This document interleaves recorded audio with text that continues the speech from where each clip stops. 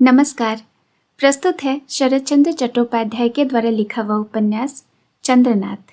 आइए सुनते हैं इसका चौथा भाग। इन 2 सालों तक चंद्रनाथ का अपने घर से कोई संबंध ही नहीं रहा। केवल रुपयों की जरूरत पड़ने पर वह सरकार को पत्र लिखता और सरकार लिखे हुए पते पर रुपये भेज देता। दुखित होकर हरकाली बीच बीच में उसे चिट्ठी लिखती। ब्रजकिशोर लौट आने के लिए चिट्ठी लिखते। मणिशंकर ने 1-2 पत्र लिखे थे कि उनकी शारीरिक हालत बिगड़ती जा रही है। ऐसे समय में एक बार उसे देखने की इच्छा होती है। पहले चंद्रनाथ ने इन बातों पर ध्यान नहीं दिया, किंतु जिस दिन हरिबाला ने लिखा कि एक बार आओ, कुछ कहना है, उसी दिन वह टिकट लेकर गाड़ी में जा बैठा। हरिबाला यदि कुछ कहे, यदि कोई चिट्ठी, कोई हस्तलिखित प्रमाण दिखला पाए या उसे विगत सुखों का कोई आभास मिल सके तो कोई बात नहीं। फिर भी चंद्रनाथ तुरंत ही घर पहुंच जाना चाहता था, परंतु जिस आशा से वह इतनी दूर दौड़ा आया, घर पहुंचने पर वैसा कुछ भी नहीं दिखा। हरिबाला से भेंट होने पर उसने पूछा, ठान दीदी, और कुछ भी नहीं कहोगी? नहीं, और कुछ नहीं। निराश होकर चंद्रनाथ ने कहा, तो बेकार ही तकलीफ देकर लौटा लिया। घर न आना अच्छा लगता है क्या? इसके बाद लंबी सांस छोड़कर बोली, दादा, जो होना था सो हो गया। अब तुम्हारी गृहस्थी न बनने तक हमें चैन न मिलेगा। चंद्रनाथ ने उदास होकर मुंह फेर कर कहा, तो मैं क्या करूं? किंतु मणिशंकर ने किसी तरह नहीं छोड़ा। हाथ पकड़ कर कहा, बाबा, मुझे माफ करो। उस दिन से जिस आग में जल रहा हूं केवल अंतर्यामी ही जानते हैं। चंद्रनाथ को दुख हुआ, परंतु वह कुछ कह नहीं सका। मणिशंकर फिर कहने लगे, फिर विवाह करके गृहस्थ बन जाओ। मैंने तुम्हारे मन लायक लड़की खोज रखी है, केवल तुम्हारी राय जानने की देर है। अभी वचन नहीं दिया है। बेटा, एक गृहस्थी खत्म होने पर आदमी क्या दूसरी गृहस्थी नहीं शुरू करता? चंद्रनाथ ने धीरे धीरे कहा, एक गृहस्थी खत्म हो गई, यह जानने पर कर सकता हूं। दुर्गा दुर्गा, ऐसी बात न करो बाबा। चंद्रनाथ चुप रहा। मणिशंकर ने हठात रोक कर कहा, मेरे मन में होता है कि मेरे ही कारण तुम्हें गृहस्थी छोड़नी पड़ी। यह दुख मेरे मरने पर भी खत्म नहीं होगा। चंद्रनाथ ने बड़ी देर तक सोचकर कहा, कहाँ संबंध स्थिर किया है? मणिशंकर आंखें पोंछकर उठ बैठे। बोले, कलकत्ते में। तुम एक बार खुद देखाते तो अच्छा होता। चंद्रनाथ ने कहा, तो कल ही जाऊंगा। मणिशंकर ने आशीर्वाद देकर कहा, वही करो। यदि पसंद हो तो लिखना। मैं घर भर को लेकर एक बारगी कलकत्ता आ पहुंचूंगा। कुछ देर में फिर बोले, मुझे और अधिक दिनों तक नहीं रहना है चंद्रनाथ। तुम्हें सुखी और गृहस्थ देखकर मैं चैन से मर सकूंगा। दूसरे दिन चंद्रनाथ कलकत्ता आया। साथ में मामा ब्रजकिशोर भी आए थे। लड़की देखे जा चुकने के बाद ब्रजकिशोर ने कहा, कन्या देखने में लक्ष्मी सी लगती है। चंद्रनाथ मुंह फेरे रहा। अच्छा बुरा कुछ भी नहीं बतलाया। स्टेशन आकर टिकट लेकर दोनों ही गाड़ी में जा बैठे। ब्रजकिशोर ने पूछा, तो बाबा जी, पसंद तो आई ना? चंद्रनाथ ने सिर हिलाकर कहा, नहीं। ब्रजकिशोर जैसे आकाश से जमीन पर गिर पड़े। ऐसी लड़की और फिर भी पसंद नहीं? चंद्रनाथ ने सिर हिलाकर कहा, नहीं। ब्रजकिशोर मन ही मन सोचने लगे कि उन्होंने सरयू को नहीं देखा था। इसके बाद निर्दिष्ट स्टेशन पर ट्रेन रुकी और ब्रजकिशोर उतर गए। चंद्रनाथ ने टिकट इलाहाबाद का लिया था। ब्रजकिशोर ने कहा, तो कब तक लौटोगे? काका को मेरा प्रणाम कहकर बतला दीजिएगा कि जल्दी आने की इच्छा नहीं है। मणिशंकर ने यह बात सुनकर सिर पीट कर कहा, जो होना होगा होगा। मैं स्वस्थ होते ही खुद जाकर बहू को लौटा लाऊंगा। झूठ मूठ ही समाज के भय के कारण हमेशा के लिए नरक का भागी नहीं बनूंगा। और समाज का दोष ही क्या? दोष तो मेरा ही है। हरकाली ने यह खबर दांत से रगड़ कर कहा, दिमाग खराब हो गया है। सरकार को बुलाकर उसने पूछा, चंद्रनाथ ने क्या कहा था? सरकार ने बताया। आज तक कितना रुपया काशी भिजवाया गया, बस इतना ही पूछा। हरकाली चेहरे का भाव अत्यंत भीषण बनाकर चली गई। चंद्रनाथ ने इलाहाबाद का टिकट लिया था, परंतु बीच में अकस्मात संकल्प बदल गया और वह काशी आ पहुंचा। साथ में जो 2 नौकर थे, उन्होंने किराए की गाड़ी तय करके सामान इत्यादि चढ़ा दिया। चंद्रनाथ उसमें नहीं बैठा। उन लोगों को डाक बंगले पर इंतजार करने के लिए कहकर पैदल ही एक ओर निकल पड़ा। रास्ता चलते उसे तकलीफ हो रही थी। मुंह सूखकर पीला हो गया था और अपना कदम उसे ऐसा लगता था जैसे वह अपनी छाती पर पांव की चोट मार रहा हो। फिर भी वह चलता ही रहा, रुक न सका। धीरे धीरे हरिदयाल का घर नजदीक होता आ रहा था। सभी जैसे उसका विशेष परिचित रास्ता था। गली के मोड़ पर वह पहचानी हुई दुकान ठीक उसी तरह थी। दुकान का मालिक उसी तरह मोड़े पर बैठकर फुलौरी बना रहा था। चंद्रनाथ एक बार खड़ा हो गया। दुकानदार ने सिर उठाकर देखा, परंतु साहबी पोशाक वाले बाबू को साहस करके फुलौरी खरीदने का अनुरोध नहीं कर सका। एक बार देखकर फिर अपने काम में लग गया। चंद्रनाथ चला गया। इस मोड़ के बाद उसके पैर आगे नहीं बढ़ते थे। काशी की सकरी गलियों में हवा जरा भी नहीं रहती। सांस लेने में भी तकलीफ होती है। 2-1 कदम चलते ही वह रुक जाता, फिर चलता, फिर रुक जाता। रास्ता जैसे कटता ही नहीं था। फिर भी वह चाहता था कि रास्ता खत्म न हो। रास्ता खत्म होने पर न मालूम क्या देखने को मिले। इसके बाद वह हरिदयाल के घर के सामने आकर खड़ा रहा। पुकारना चाहा, परंतु गला सूख गया था। रुंधा स्वर और टूटे शब्द रुक जाते थे। घड़ी खोजकर देखा 9 बज गए थे। तब साहस करके पुकारा, ठाकुर, दयाल ठाकुर। किसी ने उत्तर नहीं दिया। गली में जाते हुए लोगों ने स्वभावतः लौट कर देखा। चंद्रनाथ ने फिर पुकारा, दयाल ठाकुर। अब की अंदर से औरत की आवाज आई। ठाकुर घर में नहीं है।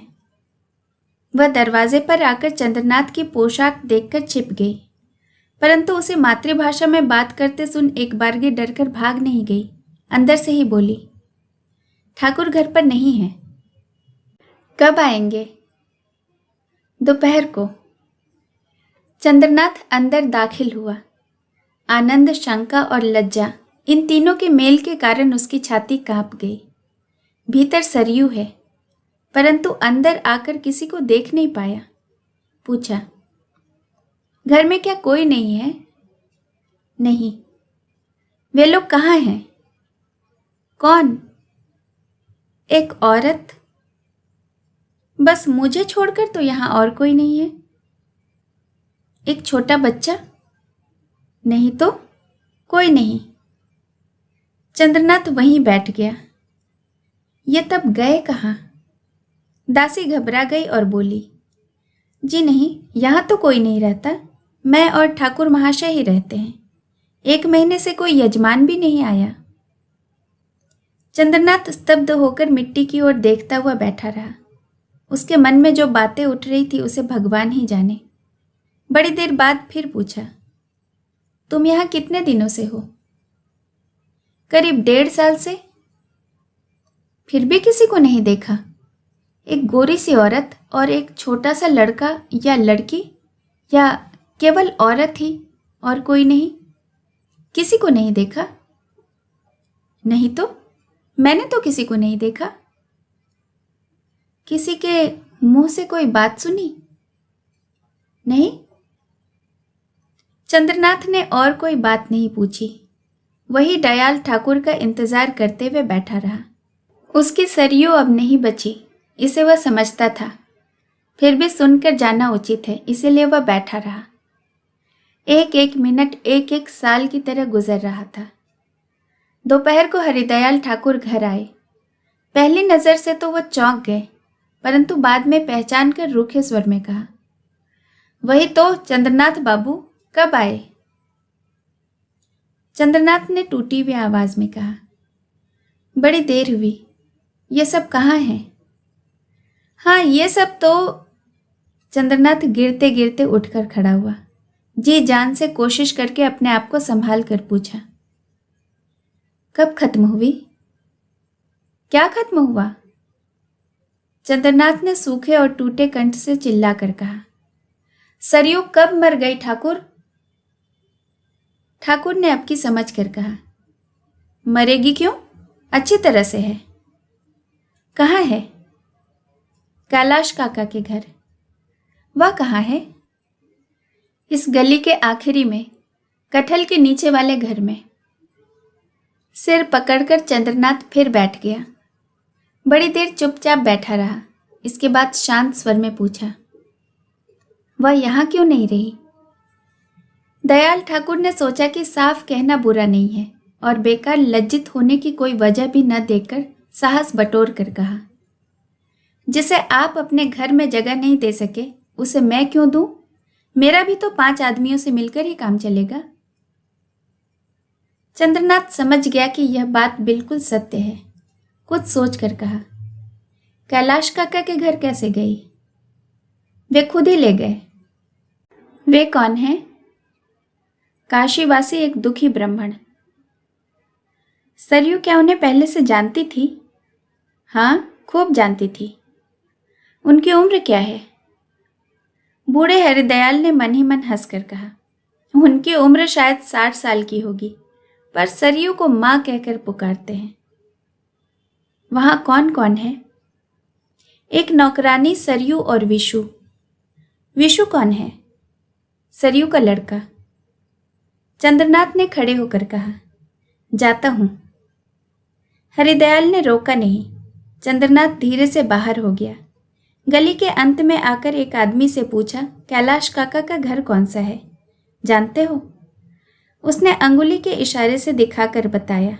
चंद्रनाथ एक बारगी अंदर चला गया। सामने किसी और को नहीं देखा, केवल एक हृष्ट पुष्ट बालक घर के सामने बारामदे में बैठकर एक थाली में पानी लेकर अंग प्रत्यंग को धो रहा था और बीच बीच में अत्यंत संतुष्टि से देखता था कि शीशे में उसके मुंह की काली छाया किस तरह कांप कांप कर उसके साथ हास परिहास कर रही है। चंद्रनाथ ने उसे एकदम छाती से लगाकर कमरे में प्रवेश किया।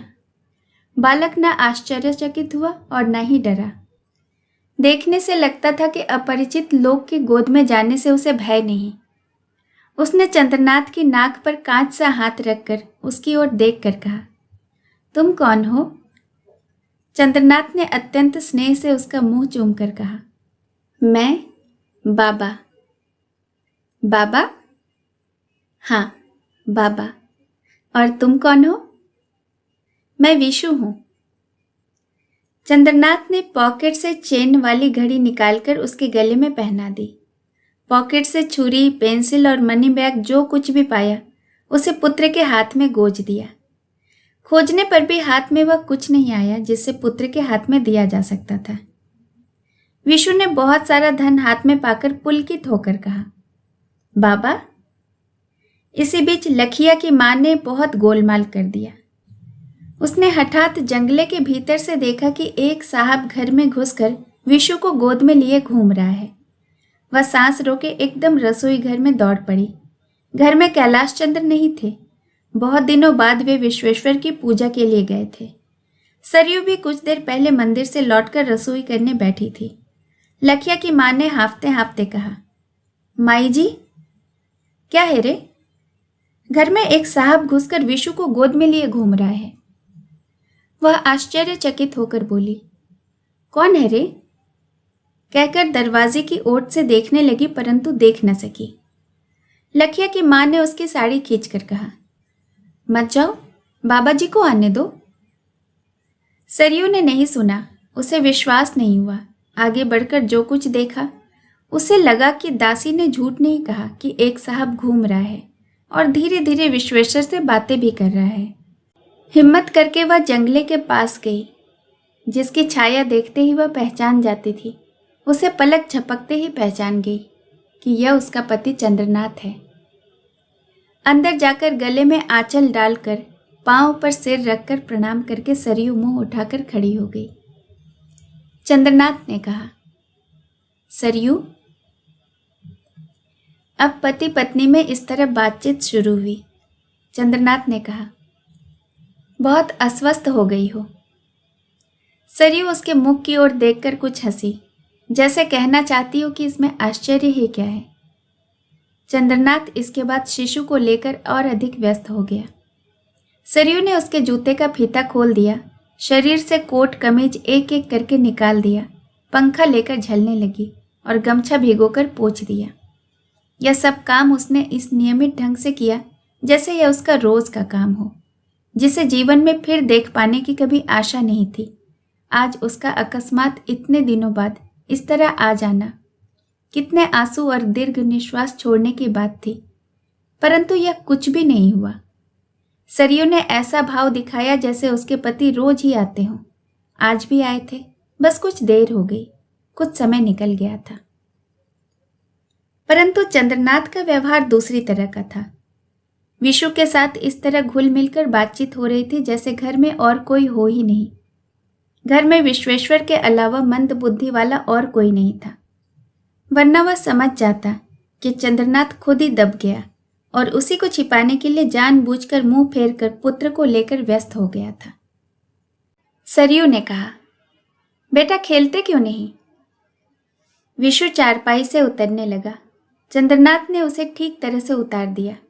इसके पहले उसने माता को प्रणाम करते देखा था, इसीलिए उतरते ही पिता के चरणों में चट से प्रणाम करके वह भी भाग गया। चंद्रनाथ ने हाथ पकड़ना चाहा, परंतु तब तक वह पहुंच के बाहर निकल गया था। सरयू ने उसकी छाती पर हाथ रखकर कहा, तुम्हारे शरीर में तो अब कुछ भी नहीं है, अस्वस्थ थे क्या? नहीं, अस्वस्थ तो नहीं था। तो शायद बहुत चिंता करते थे। चंद्रनाथ ने उसके मुंह की ओर देखते हुए कहा, तुम क्या सोचती हो? सरयू ने उस बात का कोई जवाब नहीं दिया, दूसरी बात छेड़ दी, देर हो रही है, नहा लो। चंद्रनाथ ने पूछा, मकान मालिक कहाँ हैं? वे विश्वेश्वर नाथ की पूजा के दर्शन को गए हुए हैं, शाम तक शायद लौट आएंगे। तुम उन्हें क्या कहकर पुकारती हो? बराबर काका कहकर पुकारा, अब भी वही कहती हूं। चंद्रनाथ ने और कुछ नहीं पूछा। सरयू ने पूछा, साथ में और कौन कौन आया है? हरि और मधु आए हैं, वे डाक बंगले में हैं। यहां लाने का शायद साहस नहीं हुआ। चंद्रनाथ खाने बैठा तो सामने पूड़ी की थाली देखकर कुछ विस्मित हुआ। नाखुश होकर थाली ठेल कर कहा, यह क्यों? रिश्तेदार हूं मैं या मजाक करती हो? सरयू अप्रतिभ सी होकर बोली, खाओगे नहीं? चंद्रनाथ ने कुछ देर तक सरयू के मुंह की ओर देखकर कहा, दोपहर को क्या पूड़ी खा सकता हूं? सरयू मन ही मन दुखित होकर चुप होकर बैठ रही। चंद्रनाथ ने कहा, आज तुम मुझे पहले पहल खिलाने बैठी हो, या मैं क्या खाता हूं यह भी भूल गई। सरयू की आंखों में आंसू आ गए। सोच रही थी वह दिन गए, बोली, भात खाओगे? किंतु क्या, खत्म हो गया है? नहीं, सो नहीं, अभी बनाए देती हूं, घर पर भी तो बनाती थी। सरयू ने कुछ रुक कर कहा, मेरे हाथ का खाओगे? अब कि चंद्रनाथ ने सिर नीचा कर लिया। इतनी देर तक उसके मन में यह नहीं आया था कि वह पराई थी और उसका छुआ हुआ भोजन नहीं किया जा सकता, किंतु सरयू की बात में बड़ी वेदना थी। वह देर तक चुपचाप बैठा रहा और फिर धीरे धीरे कहा, सरयू, दोपहर को मेरी आंखों में आंसू देखे बिना क्या तुम्हें संतोष नहीं होगा? सरयू तुरंत उठ खड़ी हुई। जाऊं, जाकर लेती आऊं। रसोई में जाकर वह बहुत रोई। इसके बाद आंखें पोंछकर उसने मुंह पानी से धो दिया, परंतु फिर भी आंसू आ ही गए। उसने फिर पोंछ दिया, परंतु सरयू अपने आप को किसी तरह नहीं संभाल सकी। पति भूखे थे, इसीलिए भोजन की थाली सामने लेकर आई। पास बैठकर पहले की तरह बड़े यत्न से उन्हें भोजन कराया और जूठी थाली लेकर एक बार फिर अच्छी तरह से रोने के लिए रसोई में चली गई। 2 बज गए। चंद्रनाथ की गोद में विश्वेश्वर बड़े आनंद से सो रहा था। सरयू अंदर आई। चंद्रनाथ ने पूछा, सब काम खत्म हो गया? काम तो कुछ नहीं था, काका अभी तक नहीं आए हैं। इसके बाद सरयू घर की बातचीत में आ पड़ी।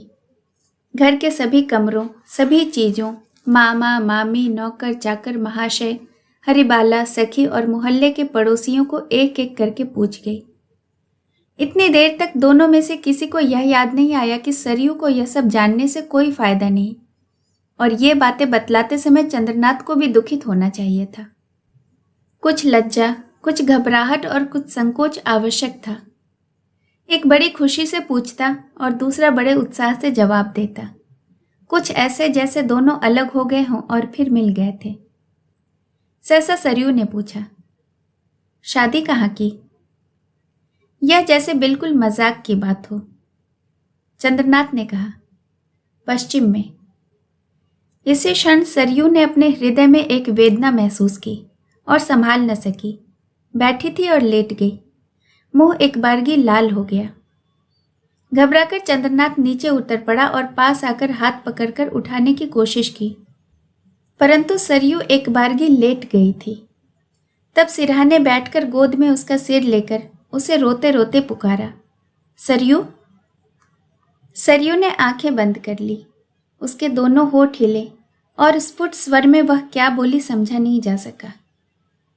चंद्रनाथ बिल्कुल डरकर पानी के लिए आवाज लगाने लगा।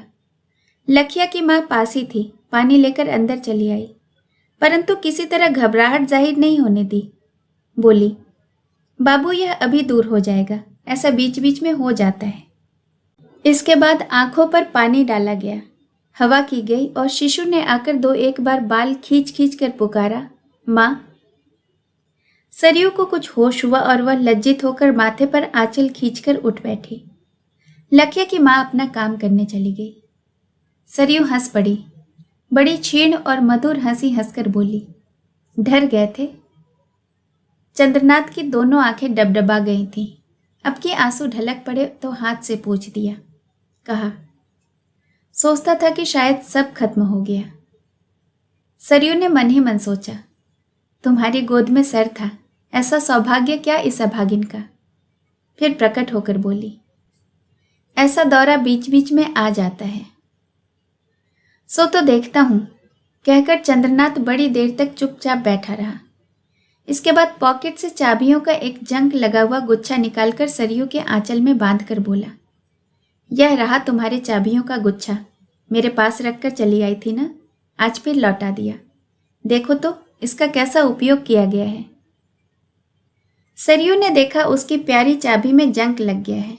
हाथ में लेकर बोली, उसे क्यों नहीं दिया? चंद्रनाथ का सूखा हुआ उदास चेहरा अकस्मात खिल गया और दोनों आंखें असीम स्नेह से चंचल हो उठी। फिर भी अपने को संभाल कर कहा, उसे ही तो दिया है सरयू। सरयू ठीक से न समझ सकी। क्षण भर पति को संदेहात्मक दृष्टि से देखकर मधुर स्वर में बोली, मैं नई बहू की बात कर रही हूँ, तुम्हारी दूसरी स्त्री, उसे क्यों नहीं दिया? चंद्रनाथ अब अपने आप को नहीं संभाल सका। सहसा दोनों हाथ बढ़ाकर सरयू का मुंह अपनी छाती पर खींच कर कह उठा, उसे ही दिया है सरयू, उसे ही दिया है। मेरी दो स्त्रियां नहीं हैं, एक है, और वह पुरानी नहीं होती, वह हमेशा नई रहती है। पहले उसे जब इस काशी से विश्वेश्वर को चढ़ाए गए प्रसाद की तरह छाती से लगाकर ले गया, उस दिन जैसी नई थी, आज भी उसे जैसे विश्वेश्वर के पांव से उठाकर ले जाने के लिए आया हूं, तो भी उतनी ही नई है। संध्या दीप जलाकर बेटे को गोद में लेकर सिर पति के पांवों के पास रखकर बैठे सरयू बोली, काका से भेंट किए बिना तुम्हारा जाना नहीं होगा, आज रात को तुम्हें रुकना होगा। चंद्रनाथ ने कहा, वही सोच रहा हूं, आज शायद मेरा जाना नहीं हो सकेगा। सरयू बड़ी देर से कुछ कहना चाहती थी किंतु लजा रही थी और समय भी नहीं मिला। अब उसने कहा, तुमसे अब लाज कैसी? चंद्रनाथ सरयू के मुंह की ओर देखकर चुप रहा। सरयू ने कहा, सोचती थी तुमको एक पत्र लिखूं।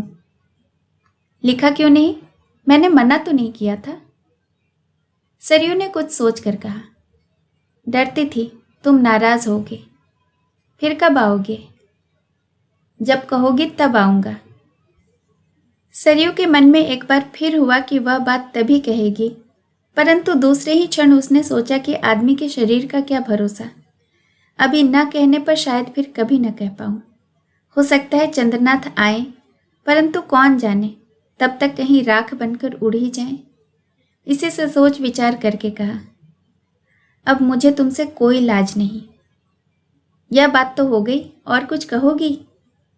सरयू ने कुछ रुक कर कहा, मेरी जीने की इच्छा नहीं होती, इस तरह जीना अब अच्छा नहीं लगता। चंद्रनाथ ने यह सोचा कि यह परिहास सा नहीं लगता। अच्छी तरह से उसने देखा, सरयू का चेहरा जर्द हो गया था। डरते डरते कहा, सरयू, कोई भयानक रोग तो नहीं हो गया? सरयू ने उदासी से हंसकर कहा, सो तो नहीं कह सकती, बीच बीच में छाती में एक दर्द महसूस करती हूँ। चंद्रनाथ ने कहा, और यह मूर्छा? सरयू हंस पड़ी, यह तो कुछ भी नहीं। चंद्रनाथ ने मन ही मन कहा, जो होना था वो हो गया, अब सब कुछ लगाकर तुम्हें निरोग करूंगा। सरयू ने कहा, तुमसे एक भिक्षा चाहती हूं, दोगे? क्या? अपने लिए कुछ भी नहीं चाहती। तब जब मेरी मौत का समाचार सुनो, उसी समय उसने अपने लड़के चंद्रनाथ को पांवों के पास बैठाकर फिर से कहा, तो एक बार यहां आकर बच्चे को ले जाना। चंद्रनाथ ने बड़े आवेग से विशु को छाती से लगाकर उसका मुंह चूम लिया। इसी समय बाहर से कैलाश चंद्र ने पुकारा, दादा, विशु। विश्वेश्वर पिता की गोद से झटपट उतर पड़ा। दादा। सरयू उठ खड़ी हुई, वे आ गए। कुछ देर बाद कैलाश चंद्र विश्वेश्वर को गोद में लेकर आंगन में आए। चंद्रनाथ भी बाहर आया। कैलाश चंद्र ने इससे पहले चंद्रनाथ को कभी नहीं देखा था। देखकर पहचाना नहीं, देखते रहे। लड़के ने परिचय करा दिया, हाथ बढ़ाकर कहा, वो बाबा आए। चंद्रनाथ प्रणाम करके खड़ा रहा। कैलाश चंद्र ने आशीर्वाद देकर कहा, आओ बाबा, आओ। किंतु चंद्रनाथ ने जब वृद्ध से कहा कि कल इन्हें ले जाऊंगा, तो उसके कलेजे में जैसे एक साथ ही सैकड़ों तीर चुभ गए। खुद ही क्या कह गए खुद ही नहीं सुन सके, किंतु चंद्रनाथ ने सुना, जैसे धीमी आवाज में बहुत दूर से किसी ने कहा। इससे बढ़कर खुशी की बात और क्या है। सरयू यह सुनकर खुश नहीं नजर आई। उसकी दोनों आंखों से आंसू बह चले। पति के दोनों पांवों को माथे से स्पर्श करके उसने कहा, पांवों की धूली देकर इस अभागिन को यहीं छोड़ जाओ, मुझे मत ले जाओ। चंद्रनाथ ने कहा, क्यों? सरयू जवाब नहीं दे सकी, रोने लगी। उसकी आंखों के सामने वृद्ध कैलाश नाथ का दयनीय चेहरा नाच उठा। चंद्रनाथ ने कुछ देर चुप रहकर कहा, मैं तुम्हारा पति हूं, और अगर मैं तुम्हें ले जाना चाहूं तो तुम्हारी अनिच्छा से कुछ नहीं होने वाला। मैं विशु को छोड़ नहीं सकता। सरयू ने देखा उसे कुछ नहीं कहना है। दूसरे दिन प्रातःकाल कैलाश चंद्र ने विश्वेश्वर को और दिनों की तरह गोद में उठा लिया। शतरंज की पोटली लेकर शंभु मिश्र के घर आए। उन्हें पुकार कर कहा, मिश्र जी, आज मेरे आनंद का दिन है। विशुदा आज अपने घर जाएंगे। बड़ा हो गया है भाई, अब इसे मामूली घर में बांधकर नहीं रखा जा सकता। मिश्रा जी आनंदित नजर आए। कैलाश चंद्र ने शतरंज बिछाने को कहा, आज हम लोगों का दिन है, तुम 2 बाजी मात करके जाऊंगा। किंतु खेल के शुरू में ही कैलाश चंद्र एक एक करके हारने लगे। हाथी की जगह किश्त और किश्त की जगह घोड़ा। इसी तरह बहुत गड़बड़ हो गया। मिश्रा जी ने कहा, बाबूजी, आज तुम्हारे मिजाज में चैन नहीं है, इसी से गलती कर रहे हो। धीरे धीरे एक के बाद एक दूसरी बाजी हार कर कैलाश चंद्र खेल उठाकर पोटली में बांधने लगे, किंतु वजीर ने ही बांधा। विशु ने हाथ में देकर कहा, दादा, वजीर तुम्हें दे दिया, अब कभी नहीं लूंगा। और फिर रास्ते में जिससे भेंट हुई उसे भी यह खबर सुना दी। आज वह वृद्ध सभी कामों में उत्साहित था, किंतु काम करते हुए काम पीछे ही रह जाता था। बाजी खेलने की तरफ बहुत गलती हो जाती थी। सरयू ने यह देखकर छिपकर सैकड़ों बार आंखें पोंछी, परंतु उस वृद्ध के चेहरे का उत्साह कम नहीं होता। यहाँ तक कि जब सरयू उन्हें अकेले बुलाकर पदधूलि लेकर माथे से लगाकर रोने लगी, तब भी उसने अश्रु संवरण करके हंसकर आशीर्वाद देते हुए कहा, मेरी माँ, रो मत। अपने बूढ़े काका के आशीर्वाद से तुम राजरानी बनोगी। अगर फिर कभी आना तो भूल कर भी इधर उधर न जाना। सरयू और रोने लगी। छाती में केवल उस दिन की बात घुमड़ घुमड़ कर उठकर आने लगी, जिस दिन वह रास्ते की निराश्रिता भिखारिन बनकर काशी आई थी। और आज सरयू ने कहा, काका मुझे छोड़कर न रह सकोगे। कैलाश चंद्र ने कहा, अब दिन ही कितने हैं माँ। किंतु मन ही मन कहा, अब की पुकार हुई है। इतने दिनों तक चलते हुए प्राण के उड़ जाने का उपाय हो गया है। सरयू ने आंखें पोंछते पोंछते व्याकुल होकर कहा, मुझ में दया माया बिल्कुल नहीं है। बुढ़े ने रोकर कहा, छी माँ, ऐसी बातें मत कहो, मैं तुम्हें पहचानता हूँ। रात के 10 बजे सभी स्टेशन पर आ पहुंचे। धीरे धीरे गाड़ी का समय नजदीक आने लगा। विश्वेश्वर को नींद आ रही थी, परंतु वह लाल वजीर को तब भी छाती से लगाए था। वृद्ध ने हिला डुला कर जगा दिया। तुरंत ही जागकर पहले तो उसने रोने की तैयारी की, परंतु जब मुंह के पास मुंह ले जाकर काका ने पुकारा, विशु दादा, तब वह हंस पड़ा। दादा? मेरे दादा भाई, कहाँ जा रहे हो? विशु ने कहा, जाता हूँ। इसके बाद वजीर को दिखलाकर कहा, मनती? कैलाश चंद्र ने कहा, हाँ दादू, मनती, मत हारना। हाथी दांत से निर्मित इस लाल चीज के प्रति कैलाश चंद्र ने इसके पहले कई बार उसे सावधान किया था। उसने भी सिर हिलाकर कहा, नहीं हारूंगा मनती। गाड़ी आने पर सरयू फिर उनकी पदधूलि लेकर गाड़ी में आ बैठी। वृद्ध के आखिरी आशीर्वाद होठों पर कांप कांप कर अंदर ही रह गए। ट्रेन छूटने में देर न देखकर कैलाश चंद्र ने विश्वेश्वर को चंद्रनाथ की गोद में देकर कहा, दादू। मंत्री, उसने मंत्री को देखकर कहा, दादू, मंती। हारना नहीं? नहीं। अब के बुढ़े की आंखों में आंसू आ गए। गाड़ी छूट जाने पर उसने सरयू की खिड़की के पास मुंह ले जाकर कहा, माँ, जाता हूँ। और एक बार और जोर से पुकारा, ओ दादू।